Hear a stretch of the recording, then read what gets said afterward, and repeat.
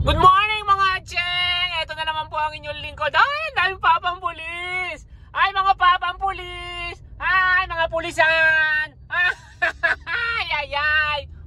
Ay, ay, ay! Diyos ko, ito na naman po tayo mga kapatid ha.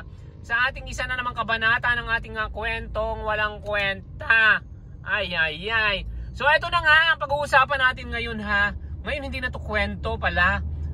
Hihingi tayo ng magkukwento tayo ng ating mga opinion. Mga opinion babaguhin naman natin, wag naman mga kwentong walang kwenta ha.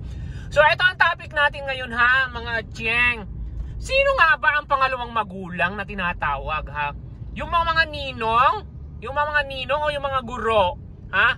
Di ba ang sabi nila, ang guro ang ating pangalawang magulang? Ha? Talaga lang? Ha? Ay paano naman yung mga ninong at ninang na sasabihin din ng mga pare, ang sasabihin nila, alam nyo ba na ang ating mga ninong, ang inyong mga ninong, kaming mga ninong, ha? Kami ang inyong pangalawang magulang. O ba, sino ba talaga? Sino pangalawa at sino pangatlo? Ay, Diyos ko, kaloka. Naloloka rin talaga ako dito sa issue na to. Matagal ko na itong tinatanong sa sarili ko. Ha? Yung ba mga teacher ko, ang pangalawang magulang ko, ang dami naman nila. O kaya naman itong mga ninong ko na pag minsan marami din, ha? Na hindi naman namimigay ng Ay, Diyos ko ha. Sandali ha, sisimplehan ko lang to ha. Nandito na naman ako sa circle, dito sa rotonda. Ayoko talaga ng rotonda. Para ano pa? Inimbento ang traffic light. Traffic light, tanggalin ng rotonda. Ay nako, pagkatapos may mga traffic aid, apat-apat pa, ang dami binabayaran. Samantalang kung traffic light yan, ang mga traffic aid samantalang kung traffic light, para ano pa't na-invento yung buwisit na traffic light na yan? Ay Diyos ko, nanggigigil ako talaga ha. Diyos ko, tanggalin nyo ang mga rotonda. Ang rotonda sa mga subdivision lang, pero dito sa mga ganito mga main highway dapat traffic light. Ay nako, mga bobo. Ay nako, Diyos ko. Parang yung taga basta letter S ang umpisa. Ganon. So ito na nga. Ang sabi ng iba, ang teacher daw ang pangalawang magulang. Hello! Ha? Pero alam nyo ba na yan po ay nasa ating batas, ha? Na ang mga teacher ang ating pangalawang magulang. Yan po sino bubusina sa akin? Ang mga magulang ang mga teacher ang pangalawang magulang. At ang kanilang tungkulin ay nag-uumpisa daw ha, yan ang sabi sa nakasulat sa batas. Nag-uumpisa the moment na pumasok ang mga estudyante sa mga eskwelahan at nagtatapos pag out nila ng eskwelahan. So may hangganan pala. Kaya lang 'di ba, 6 years kasi elementary, 4 sa high school. Tapos kung 4-year college lang, 14 years na ang teacher ang iyong second na magulang. Okay. Sige. Ha? Eh paano naman ang mga ninong? Ha? Paano naman ang mga ninong? Na yan ay mga pinili pa ng ating mga magulang, ha? So, sino ba talaga ang pangalawang magulang? Ha, father, sino? Ang sabi mo ang mga mga ninong at ninang. Ay paano naman ang sabi ng batas? Ang sabi ng batas ay yan daw mga teacher ang pangalawang magulang. Sino ba talaga? Diyos ko, maloloka ako mga Cheng. So, sa tingin ko lang, ang daming pogi motorista. Hi mga motorista! Hi mga bikers, mga pogi, mga papa, I love you! Ay, na-traffic pa ako dito. So, sa tingin ko, ang mga teacher ay atin ding mga second mama at second papa natin yan. Ha, yun nga lang ha, sabihin na natin 14 years natin siyang papa at mama. At syempre, pagdating ng gabi, hindi na natin sila second magulang. Ha? Unlike ng mga ninong at ninang natin, na yan ay pinili ng ating mga personal na pinili ng ating mga magulang, ha?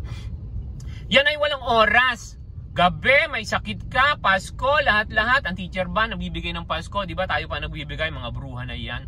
Ha? Si Pichi, teacher yan. Principal ata. Ha? So sa tingin ko sa opinion lang ng inyong tita at Cheng, baka lang hindi ako sigurado. Depende siguro sa paliwanag. Baka mas matimbang ang mga ninong at ninang. Kasi yan nga ay walang oras. Gabi, umaga, walang panahon. Kahit na tapos na ang pag-aaral mo, ninong mo pa rin sila. Ang mga teacher mo, pagka-graduate ka na, hindi mo na sila pangalawang magulang. So sa tingin ko talaga, yung mga ninong at ninang ang pangalawang magulang. Kasi nga wala nga silang inurasan, ha? Yun nga lang, madadamot yung mga bruha na yan, hindi gaano nagbibigay pag Pasko, nakakalimot na. Ay, ha? Tapos, kaya lang may ibang mga ibang mga ninong ang sasabihin na, inaanak, halika nga, sumama ka sa akin, gusto mong candy, ha? Halika, nandiyan ba kumpari ko? O inaanak, kumusta na ang kumari ko? Ay, sexy pa rin pala ang mama mo. Ay. Iba kasi mga ninong, mga manyakis. Pero totoo po yun, ha. Pakiramdam ko ay ang ating mga ninong at ninang ang talagang dapat na pangalawang ating mga magulang. No, ha? Ang kumaga mga teacher nga kasi is may hangganan. Unlike na mga ninong na mga bruho at ninang, ha. Wala, nagbibigay man yan ng pamasko o hindi. Yan ay walang panahon. All the time, anytime, yan ay magmamagulang sa atin, ha? So ayan lang mga ka-acheng, ha? Diyos ko, dito pa nagsakay ang bruha na to.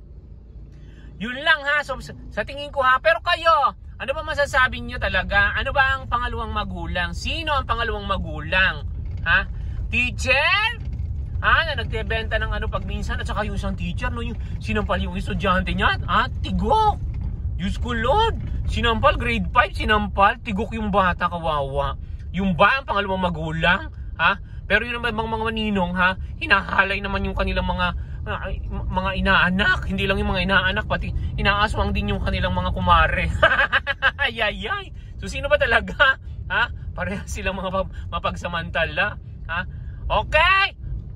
Bye mga bakla, mga acheng! Comment down below kung sino ang mas magulang, pangalawang magulang. Teacher o ninong o ninang. Bye!